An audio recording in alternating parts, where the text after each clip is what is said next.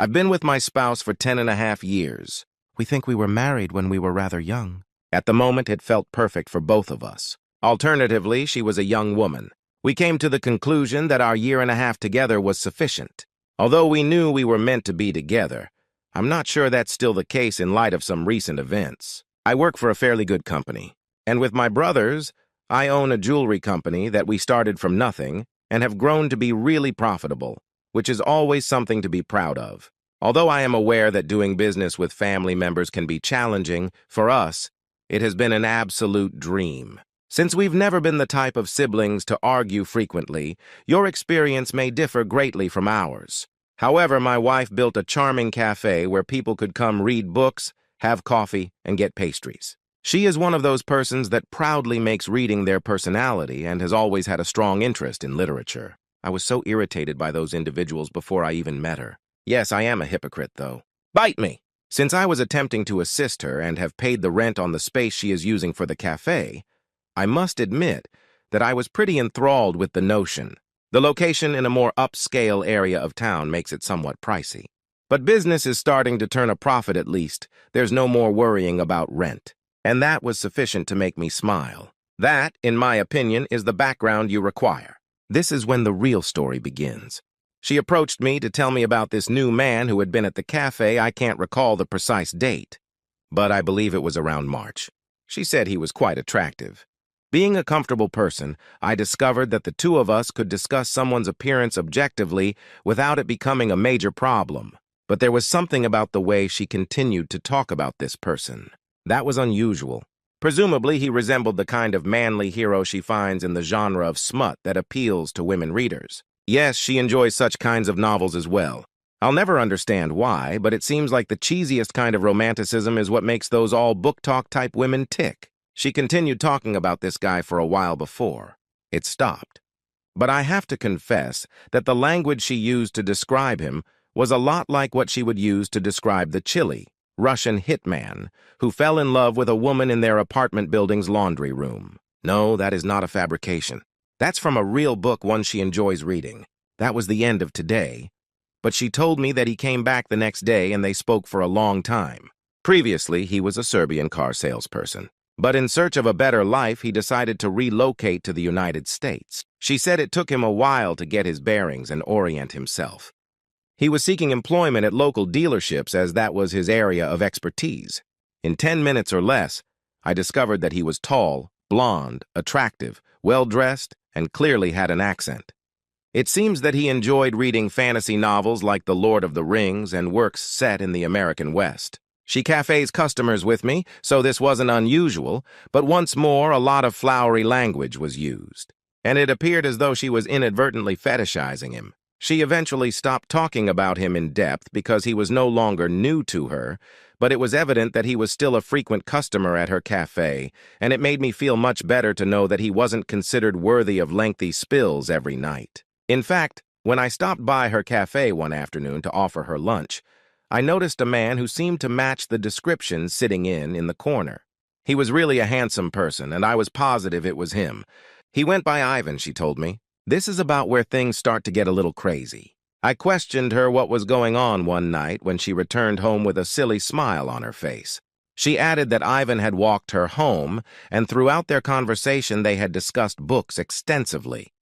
She acknowledged that when he asked to go on a date, she told him she was married and couldn't accommodate his request. She added that after giving me a gentle squeeze on the hand and expressing sincere regret, he departed. It's like something out of a book, she said when I asked her why that was making her smile so broadly. To be honest, I found that portion annoying because it seemed like she was romanticizing their entire exchange. He was a regular at her cafe, so I was unaware of that. They would have to continue communicating practically every day. She might have chosen to inform him that she didn't have a guy, but I didn't want to come across as insecure. So once more, even though I had strong feelings about certain things, I didn't think it was necessary to discuss them.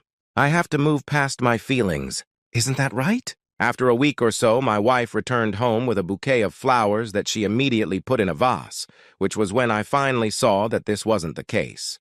She said that Ivan had given it to her. Nothing noteworthy. He claimed to have purchased numerous furry co-workers. Oh, and he got a job now.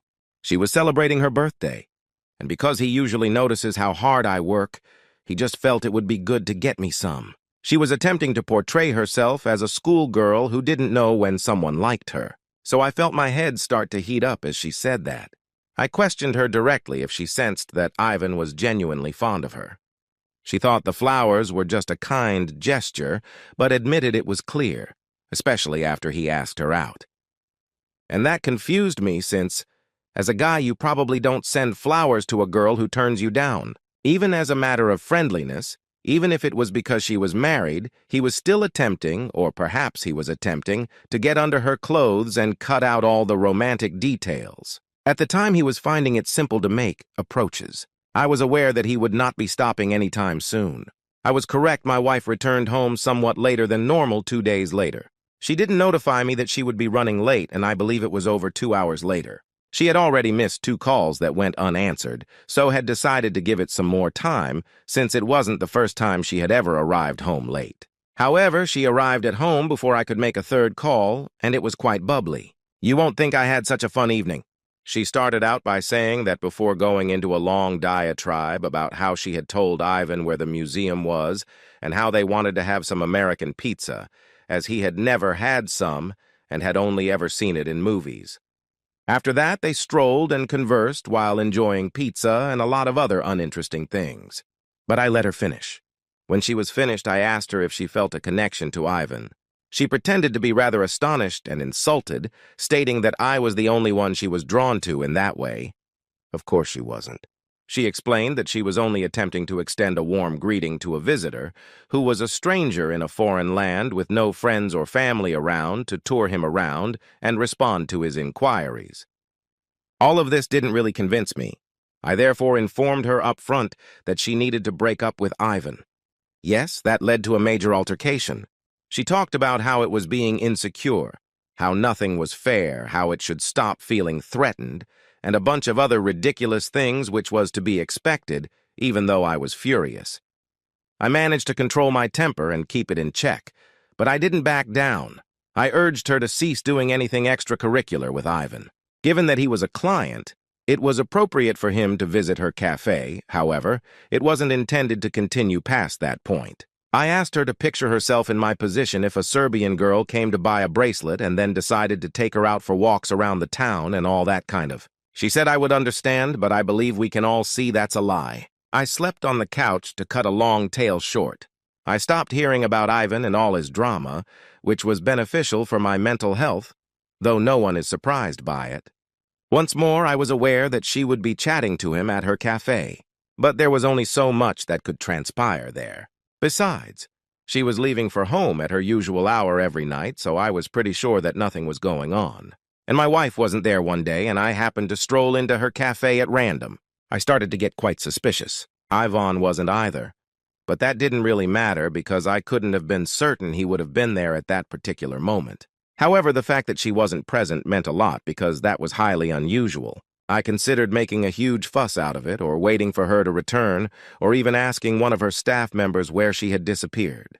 I noticed her and Ivan walking along the street with their arms crossed as I was getting back into my car from the other side.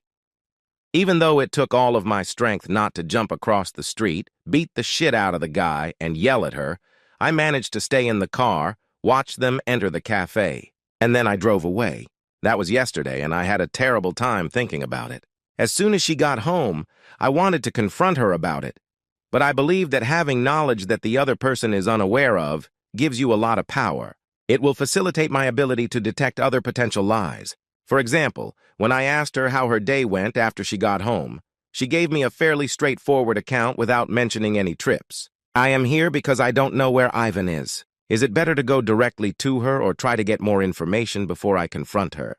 I'm leaning more towards the latter since I'm beginning to suspect that there might be something going on inside of me, and I feel like confronting her could increase the likelihood that the truth will come to light. Please share your thoughts with me. Update 1. Hey everyone, it's me, the one from the post about the Serbian man and the wife in the cafe. I have returned with a significant update. I discovered a lot about it, so let's discuss. It took me some time to summon the bravery, but eventually I made the decision that I had to pay whatever price to discover the truth, although I've never been one to smile at the thought of looking through your partner's phone. In this instance, I felt compelled to set my moral reservations aside and proceed. Thus, I took advantage of the opportunity to do it while she was sleeping. She had Ivan in her messaging app, of course, and they had been corresponding frequently. Since I was using WhatsApp, I was able to export the entire chat to a text file and send it from her phone to mine with ease. Of course, I took care to remove the evidence. I browsed her collection and saw a couple of photos of them grinning together in public settings, but nothing particularly damning. I also forwarded those to my phone. Once more, evidence was removed. After completing all of that, which took me approximately 5 minutes, I returned her phone to its proper place. After that, I read everything on my phone because in the event that you woke up unexpectedly, it was much less suspicious. And my goodness, what I saw spun my mind. Here's a transcript of a portion of the talk that you may find just as disgusting as I did. It happened after they had been talking about a book that my wife had suggested to him. Instead of using my wife's real name, let's call her Clarice. The primary protagonist, Clarice, kind of reminded me of us. Yes, I also had that thinking. The attractive girl who couldn't decide between him and her lover, and the large, enigmatic man, directly in a message that followed, and numerous sultry sex scenes. I'm especially reminded of us in that section. Though in your situation it's a husband, I agree that sex is always good. Then a dumb emoji of laughter. Emojis of laughter from Clarice. Yes. And I believe that's what adds to the excitement and enjoyment. It seems so incorrect, even though I have never cheated before. I can't say that I truly regret it. The reason it's so heated is that it's incorrect. Yes. And I hope that this never ends. It made me go crazy. It was 2 in the morning, and I couldn't follow her at that time. So I went outside for a walk. I would have taken extreme measures. It was all but certain. It seemed like I spent 5 hours wandering aimlessly through the town, but it was only 3 in the morning when I returned. She was also still in her slumber. Do you know how it feels to discover that you are being unfaithfully cheated on? Only to discover that your spouse is making fun of you and taking pleasure in carrying out all of the work behind your back. She was essentially taking pleasure in my ignorance of the circumstances, and that's what finally pushed me over the edge. It was not as if lying was going to be excused. She wasn't awake when I returned. I then reached for her phone, skipped to that specific moment in her chat with Ivan, and recorded it on her phone. I had to be absolutely clear that this was not a case of doctoring. It was obvious that Clarice thought she was living out one of her ridiculous novels, but it was abhorrent that I was forced to bear the brunt of it all. She is unaware that I am aware of this. Divorce talks are heating up. Really, there's no other course of action for this. I also have to watch her fall. Yvonne has to fall too, for my sake. I need them both to hurt, really hurt. And I'm not sure how I'm going to do this. Update no. It was magnificent when it was finished. This concludes the story of Ivan, a Serbian guy, and his bookish, deceitful, cheating wife, Clarice. They were completely unaware that they ought to have been far more concerned for me throughout this entire ordeal. Permit me to skim the more mundane portions of the narrative. One day, I parked my Uber across the street as Clarice left for work. I witnessed the extremely visible moment the process server entered the cafe and gave her the divorce papers. That pleased me greatly, and we then drove away. I went to work, had a nice day, and at the end of the day, I was so happy that there was not a single message or missed call from Clarice. She was aware that she had been duped and that pleading would not solve the problem. I perceived it that way, at least. That evening, she returned, sobbing uncontrollably. Not that it's dripping from her nose. To be honest, she looked like a complete mess. Observing her in that state made me feel a little melancholy, and I put it down to the pieces of love that remained. It didn't last long, though. She would not stop asking what went wrong. Was that Ivan? It dawned on me that she had no idea how much I knew, even if she had leaks in her operation before she was unable to decipher. What I knew, she must have attempted to figure it out. In the end, I promised her.